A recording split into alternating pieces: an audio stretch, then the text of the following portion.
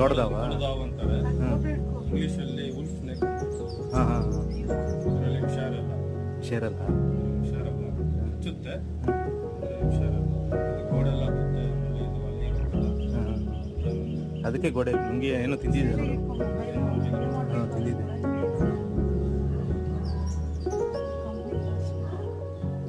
Minimum size ಇಷ್ಟೇನಾ?